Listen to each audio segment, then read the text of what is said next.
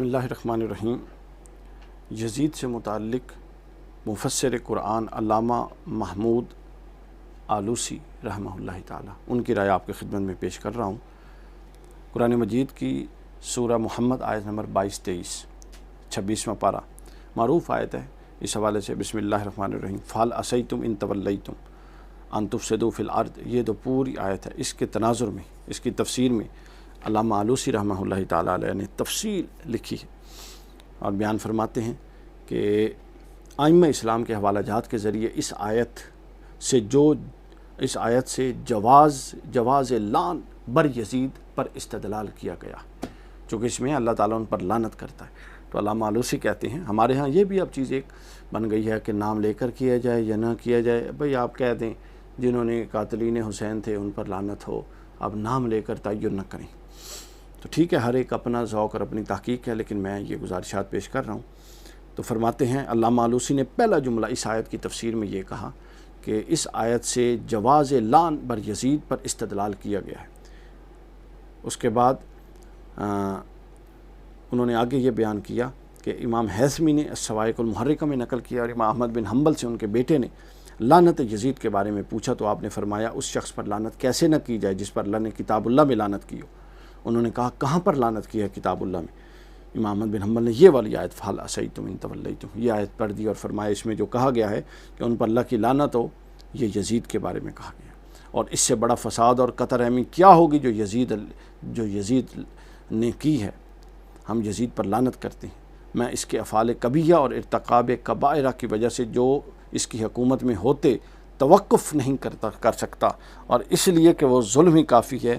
یعنی یزید پر لعنت کے لیے اور اس کے فسق کے لیے وہ ظلم ہی کافی ہے جو اس نے اپنے دور میں اہلیان مدینہ منورہ اور ساکنان مکہ مکرمہ کے ساتھ کیے۔ یہ علامہ آلوسی کی رائے تھی۔ امام احمد بن حنبل کی رائے کے حوالے سے امام آلوسی نے بھی اس کو نقل کر دیا۔ اس کے بعد علامہ آلوسی نے ابھی بحث ختم نہیں کی، اس کے بعد امام طبرانی کی طرف سے ایک حدیث لائی، امام طبرانی کے سند سے، اور حسن روایت بتاتے ہیں یہ روایت ضعیف نہیں بلکہ حسن ہے، کہ حضور علیہ السلام نے فرمایا جو اہل مدینہ پر ظلم کرے گا اور انہیں ڈرائے گا، اے اللہ پس تو اسے ڈرا اور اس پر اللہ کی فرشتوں کی اور تمام انسانوں کی لعنت ہوگی، اور اس کا کوئی فرض قبول نہ ہوگا اور نہ کوئی نفل قبول ہوگا۔ یہ سن لیجیے۔ اس کے بعد پھر آگے تفصیل بیان کرتے ہیں۔ فرماتے علماء کی ایک جماعت نے یزید کے کفر کے بارے میں خاموشی اختیار کی اور اس کی لعنت کی تصریح کی، اور اس میں حافظ ابن جوزی، قاضی ابو یعلا بھی ہیں جنہوں نے اس پر لعنت کی تصریح کی۔ انہوں نے کہا کہ لعنت کی جا سکتی ہے نام لے کر۔ میں کہتا ہوں، اب علامہ آلوسی ان دلائل کو لکھ کے امام طبرانی کی رائے، امام احمد بن حنبل کی رائے، امام حیثمی کی رائے، اب کہتے ہیں کہ میں کہتا ہوں میں کہتا ہوں کہ میرا گمان یہ ہے کہ یزید خبیث نے نبی اکرم صلی اللہ علیہ وسلم کی رسالت کی تصدیق ہی نہیں کی تھی۔ سن لیجئے کیا کہتے ہیں علامہ آلوسی کا قول، سن لیجئے۔ علامہ آلوسی کے جو محبان ہیں، جو علماء ہیں، جن کی تقریر ختم ہی نہیں ہوتی جب تک پڑھی گئی آیت پر علامہ آلوسی کی تفسیر بیان نہ کر دیں۔ علامہ آلوسی کہتے ہیں کہ میرا گمان یہ ہے کہ یزید خبیث نے کبھی نبی اکرم صلی اللہ علیہ وسلم کی رسالت کی تصدیق ہی نہیں کی، اور وہ تمام مظالم جو اس نے اہل مکہ اور اہل مدینہ اور اہل بیت نبی پر علیہ السلام نبی پر ڈھائے اور ان کی زندگیوں میں اور ان کی شہادت کے بعد ڈھائے، یہ تمام کام اس کی عدم تصدیق رسالت کے ثبوت کے لیے کافی ہیں۔ اور جو کوئی یزید کا نام لے کر لعنت کرنے سے ڈرتا ہو وہ اس طرح کہہ لیا کرے۔ اب ذرا لہجہ دیکھیے، فرماتے ہیں اول تو بہتر تو یہ ہے کہ نام لے کر لعنت کرو۔ اگر کوئی ڈرتا ہو تو وہ اس طرح کہہ لیا کرے کہ اللہ کی لعنت ہو اس پر جو امام حسین کے قتل پر راضی ہوا اور جس نے حضور کی اہل بیت کو ناحق ایذا دی، اور ان الفاظ کے ساتھ لعنت کرنے کے جواز کا کوئی بھی مخالف نہیں ہے، لہٰذا لعنت کی جائے ضرور۔ اب ان کا اسلوب دیکھیے محدثین کا، وہ کہتے ہیں، اور مفسرین کا، یہ بڑے مفسر ہیں، امہات اور تفاسیر جو ہیں قرآن مجید کی، ان کے یہ رائٹر ہیں، یہ علماء کہتے ہیں کہ لعنت کرنی چاہیے، اور اگر کوئی نام لے کر کرنے سے ڈرتا ہو تو وہ اس طرح سے کر لے۔ اس کے بعد آگے چلیے، علامہ آلوسی علیہ رحمہ آگے مزید اس کو بیان کرتے ہیں، روح المعانی جلد 2 صفحہ نمبر 192 بیروت کی طبع، اور فرماتے ہیں اور جو رسول اللہ کے نے قریش کے بیوقوف کم عمر حاکموں کے ہاتھوں سے دین کے فساد کی خبر دی تھی، اور حضرت سیدنا ابو ہریرہ نے فرمایا تھا کہ اگر میں چاہوں تو ان کے نام بتا سکتا ہوں، یا وہ احادیث مبارکہ مراد ہیں جن میں ظالم حاکموں کے نام، ان کے حالات اور ان کی برائی بیان کی گئی ہے۔ اور حضرت ابو ہریرہ اپنی جان کے خطرے سے صاف صاف کسی کا نام نہیں لیتے تھے، اس پر میں پورا کلپ بنا چکا ہوں، البتہ اشارے کنائے میں بعض کا ذکر کر دیتے تھے، اور آپ فرمایا کرتے تھے کہ میں اللہ کی پناہ مانگتا ہوں 60 ہجری سے اور 9 عمر لڑکوں کی حکومت سے، اور آپ کا اشارہ علامہ آلوسی کہتے ہیں یزید مردود کی خلافت کی طرف تھا، اللہ کی لعنت ہو اس پر اور خدا اس کے ساتھیوں کو بھی ذلیل کرے۔ یزید نے 60 ہجری میں حکمران وہ بنا، اور حضرت ابو ہریرہ کی دعا اللہ نے قبول کی، اور وہ یزید کی حکومت سے 1 سال قبل یعنی 59 ہجری میں اللہ تعالیٰ کے پاس چلے گئے۔ اندازہ کر لیجئے، وہ اللہ تعالیٰ کے پاس چلے گئے۔ اس کے بعد یہیں پر ان کی بحث ختم نہیں ہوتی، آگے چلیے، اس کے بعد آگے میں آپ کو بتاتا ہوں کہ علامہ آلوسی کی بات آگے کہاں پر چل رہی ہے۔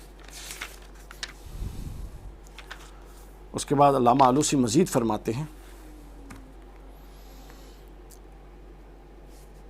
تفسیر روح المعانی جلد 6 صفحہ نمبر 122 بیان فرماتے ہیں، تبع بیروت، یہ بھی بیروت کی تبع جس کا میں ترجمہ بتا رہا ہوں، حضرت ابو ہریرہ بیان فرماتے تھے کہ میں 60 ہجری کے اخیر اور لڑکوں کی حکومت سے اللہ کی پناہ مانگتا ہوں، اور آپ کا اشارہ یزید مردود کی حکومت کی طرف تھا، اللہ تعالیٰ کی لعنت ہو اس ذلیل پر، کیونکہ یزید 60 میں حکمران بنا تھا۔ پھر آگے انہوں نے اس حوالے کو ایڈ اپ کیا کہ یہی بات جو اس کی تخریج کی جائے تو فتح الباری شرح بخاری کی 13ویں جلد صفحہ 8 پر ہے، پھر یہی تفسیر مظہری میں بھی ہے صفحہ 139 جلد اول، پھر ارشاد الاساری شرح بخاری 10ویں جلد صفحہ 170 پر ہے، پھر الاصابہ فی تمیز الصحابہ 4تھی جلد صفحہ 221 پر ہے، پھر مظاہر حق 3ری جلد صفحہ 324 پر ہے، البدایہ والنہایہ 8ویں جلد صفحہ 231 پر ہے، جذب القلوب الی دیار المحبوب فارسی جو نسخہ ہے اس کی صفحہ 35 پر ہے۔ اس کے بعد اسی کو مصنف ابن شیبہ نے بھی لیا، اور سیرت النعمان شبلی نعمانی نے بھی 3ری جلد صفحہ نمبر 709 پر لیا ہے، اور اس کے علاوہ بھی کثیر علماء نے لیا ہے۔ علامہ آلوسی کی اس بات کو آگے بھی لیجیے، آگے اب چیجیے، یعنی جو میں نے ابھی تفصیل بتائی ہیں یہ وہ لوگ تھے، کچھ سے علامہ آلوسی نے نقل کیا اور کچھ نے پھر علامہ آلوسی کو نقل کیا۔ تو جب محدث اور مفسر سے کوئی چیز نقل کرے تو بعد والوں کا بھی اس پر اعتماد ہوتا ہے، اور وہ اوپر سے نقل کرے تو اس مفسر کا بھی پچھلے والوں کی روایت پر اور ان کی تحقیق پر اعتماد ہوتا ہے۔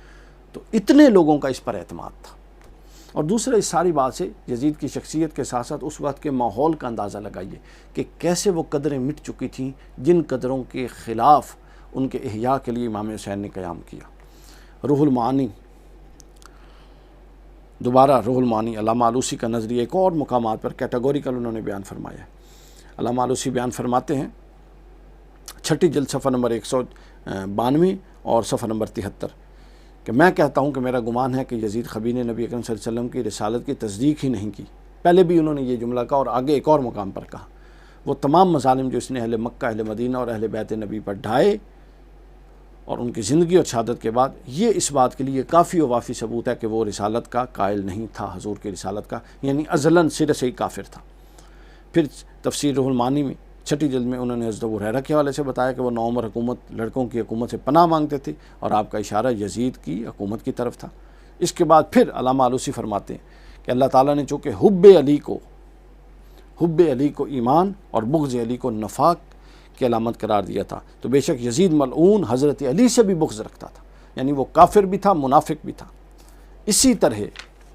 آپ کے صاحبزادے، دونوں صاحبزادوں، علامہ آلوسی نے لکھا امام حسن اور امام حسین سے بغض رکھتا تھا، اور آپ پر اور آپ کے آباء و اجداد پر صلاۃ والسلام ہو، اور ان باقی آباء و اجداد کے ساتھ بھی حضرت علی کے اوپر بھی نیچے بھی حد درجہ عداوت رکھتا تھا، جیسا کہ آثار متواترہ دلالت کرتے ہیں۔ اے قاری، اب تو یقیناً تجھے یہ کہنے میں کوئی عذر نہیں ہوگا کہ یزید لعین بھی تھا اور منافق بھی تھا۔ یہ کس نے بیان کیا؟ علامہ آلوسی نے۔ اس کے بعد علامہ آلوسی کا آخری قول جو انہوں نے بیان فرمایا، علامہ آلوسی علیہ الرحمہ نے اپنی تفسیر روح المعانی اس میں آپ بیان فرماتے ہیں، یہ جلد 26 صفحہ نمبر 73 ہے، تبع بیروت کی۔ فرماتے ہیں کہ یزید نے اہل بیت اطہار کے ساتھ جو کچھ کیا وہ سب مسلمان جانتے ہیں، اور اس کا امام حسین کے قتل پر راضی ہونا بالکل ورضاہ بقتل الحسینی امام حسین کے قتل پر اس کا رضامند ہونا اور اس موقع پر اس کا خوشی کا اظہار کرنا، یہ سب باتیں اس کے متعلق جواز لعن میں بہت پختہ دلیلیں ہیں۔ یہ سب باتیں مضبوط ترین دلائل ہیں اس بات میں کہ یزید پر لعنت کی جائے۔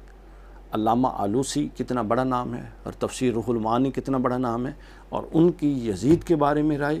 اور یزید نے اس وقت جو قدریں پامال کی اور جو معاشرے کی حالت تھی اس کے بارے میں رائے آپ کی خدمت میں رکھتی ہے۔ اب آپ خود فیصلہ کیجئے، اس ماحول میں امام حسین علیہ السلام اگر قدروں کے احیاء کے لیے یہ سفر نہ کرتے تو کیا کوئی دوسری صورتحال تھی؟